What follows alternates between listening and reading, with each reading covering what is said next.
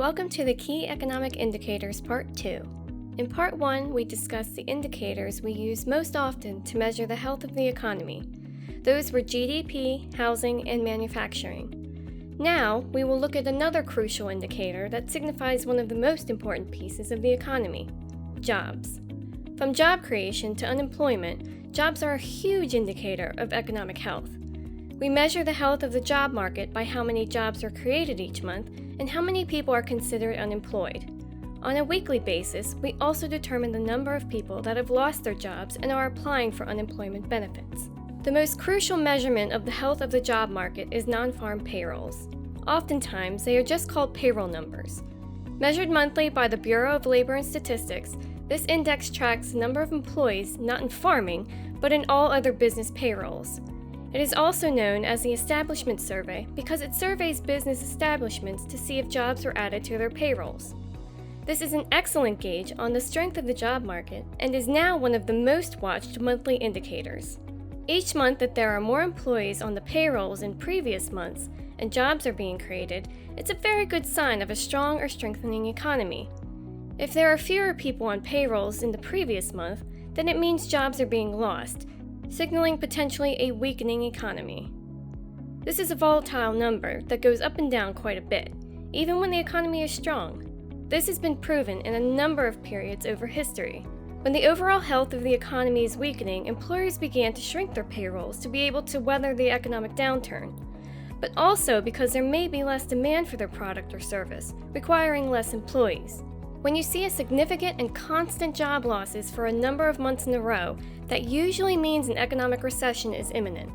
This is an index where you have to look at the trends to get a better feel for the strength of the overall job market. For example, in April 2013, payrolls were 199,000, meaning the economy added 199,000 new jobs. For many, this was a sign of significant strength to the U.S. job market, and many expected a continued path to more job creation. However, just a few months later in July 2013, the number was only 89,000. Yes, the economy was creating jobs, but far less than previous months, causing concern over the strength of the economy. This is one indicator because of its volatility, should be looked at over a period of time to show true job growth. Even though the number had been bouncing around in 2013, the average number of jobs being created was around 180,000. Not bad for a moderately growing economy. Now let's talk about the unemployment rate. The unemployment rate is measured by the Bureau of Labor and is represented as a percentage. It takes the number of people unemployed divided by the entire labor force, including people that are employed and those that are unemployed. While the payroll number in the Establishment Survey checks with employers on their payroll numbers, the unemployment rate is known as the Household Survey. This is the number that you typically see on the nightly news or in the headlines of your local newspaper's business section. When jobs are being created, more people are working and making money, so naturally they spend more. Governments make more in tax revenues, and the economy can move forward. If job growth is weak or negative, this has a dramatic impact on the overall economy, even if GDP or economic growth is strong. A higher unemployment rate is seen as a problem and becomes the focus of Congress and the Federal Reserve. The unemployment rate moves around quite a bit as well, specifically leading up to and during a recession. The unemployment rate tends to lower in times of economic expansion, but doesn't typically move higher until the economy is in a recession. Employers tend to keep their workers as long as possible until they see demand and growth fall. It is then they begin to cut hours and eventually lay off workers. The unemployment rate begins to move lower once the economy is growing again, and companies have a need to ramp up hiring to satisfy demand. There is debate as to what is the natural level of unemployment. It's not realistic to expect to see a 0% unemployment rate, but some say a good level is around 6%, while others think it could be closer to 4 or 5%. An unemployment rate around 6% or below is seen as a general average. A very good leading indicator on employment is the weekly initial jobless claims figure announced by the Labor Department each Thursday morning. This index measures those who are applying for unemployment benefits for the first time. As this number increases, this means more people must be getting laid off from their jobs and need to collect unemployment. On the other hand, claim data begins to increase when claims are falling. This means less people are applying for unemployment benefits, indicating they most likely found a new job and are back in the workforce. Because this is a weekly number, it is quite volatile though. For this reason, many market participants like to look at a 4-week average. Let's see what this data might look like. As you can see, initial jobless claims generally begin to increase as the economy starts to head into recession. Employers see less demand for their goods and services and begin to lay off workers, causing those workers to head to the unemployment lines. Claims typically peak as the recession nears its end and the economy recovers. Job growth returns and less people are filing for unemployment benefits. Of course, there are other issues at work here, but the index gives the market a good general sense as to where the job market and the economy may be heading. Other employee-related indicators are not as critical on their own, but are good to look at when analyzing initial claims, payroll, and other employee data to get an overall picture of employment. In the United States, items such as average hours worked can also be useful. As hours go down, it means people are working less and probably not working much overtime, or employees are retiring. If hours worked is increasing, this indicates people are starting to work longer hours and possibly overtime because their products are in greater demand. That might even mean the employer may need to hire more workers to keep up with that demand. The same goes for hourly wages. If wages increase, this means people are needed to work more because of demand. It also means more money back into the economy. Another index that gets a lot of attention and is often viewed in conjunction with payroll data is the labor participation rate.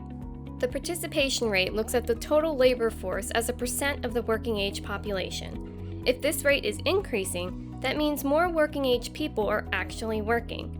If this rate is falling, it indicates either people are leaving the workforce naturally through something like retirement, or they are losing their jobs.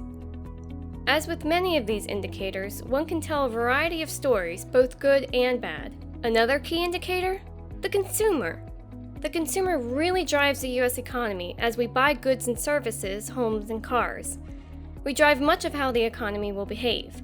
This makes most of the consumer-related indicators a good barometer on the strength of the economy, and one most analysts watch very closely. Retail sales is an index measured monthly by the U.S. Census Bureau and the Department of Commerce. It tracks the sales of new and used goods for the general public, aka the consumer, for personal and household consumption. The index is based on the sale of a basket of retail goods for a specific period of time. The retail sales report captures in-store sales as well as catalog and other out-of-store sales.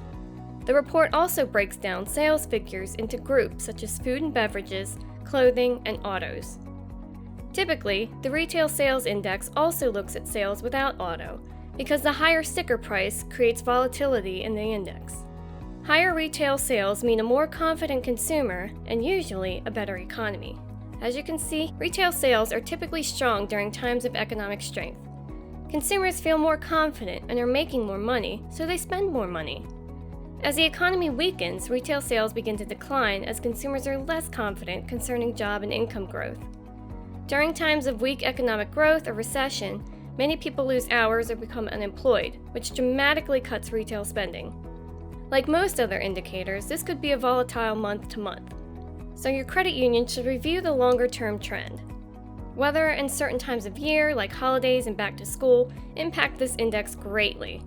Consumer confidence is a monthly survey conducted by the Conference Board that measures how optimistic or pessimistic consumers are with respect to the economy in the near future. It is a survey that takes a random sample of 3,000 households. There are a number of other consumer confidence measures, including the twice-a-month University of Michigan report and the monthly Bloomberg Confidence Report.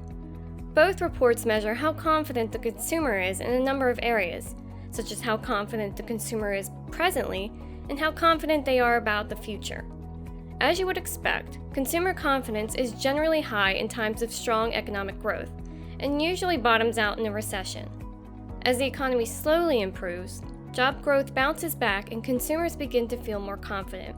Consumer confidence reached an all-time high during the late 1990s as we experienced strong economic growth in the internet and tech boom. Unfortunately, during the financial crisis experienced in 2008, saw just the opposite, a complete drop to an extreme low. One item that hurts consumer purchasing power is inflation. Inflation is defined as a general increase in the level of prices in the economy. As prices go higher, consumers and producers have to pay more money for the same goods. Controlling or creating a stable level of prices is one of the main two goals of the FOMC, the other being a low level of unemployment. The Consumer Price Index, or CPI, is a monthly index from the Bureau of Labor and Statistics that measures the price of things such as food, housing, apparel, and medical costs. They usually look at this number, without food or energy, as they are more volatile than any other consumer good or service. Some look at the month-to-month changes, but most like to analyze the percentage change from the past year to gauge price inflation. In the early 1980s, inflation reached a historic high. On the other hand, the 1990s through 2013 saw fairly low and consistent inflation. The Fed's goal is to keep inflation stable at around 1 to 3% annually, if possible. The Personal Consumption Expenditure Index, or PCE, is measured monthly by the Bureau of Economic Analysis. The PCE takes consumers' changing consumption into account, whereas the CPI uses a fixed basket of goods that do not change over time. Although the PCE index is considered a second-tier indicator, it has become one of the FOMC's favorite for gauging pricing pressures in the market. The Producer Price Index, or PPI, is measured monthly by the Bureau of Labor and Statistics. This is a family of indicators that measures the average change in selling prices received by domestic producers of goods and services over time. PPI measures the price change from the perspective of the seller. Typically, if a retailer pays more for output to have in their inventory, the more likely it is the consumer will see higher prices on the final goods they purchase in stores. Many watch the PPI for any signs of inflation. This is because pricing pressures come from the producers and will be passed up to the consumer, leading to higher CPI. Along with all the economic indicators we reviewed, both top tier and second tier, there is so much more that can move the markets on a daily basis. So let's do a quick recap. Key economic indicators your credit union should look for are GDP, manufacturing, housing, jobs, unemployment, consumer confidence and spending, and production and inflation indexes.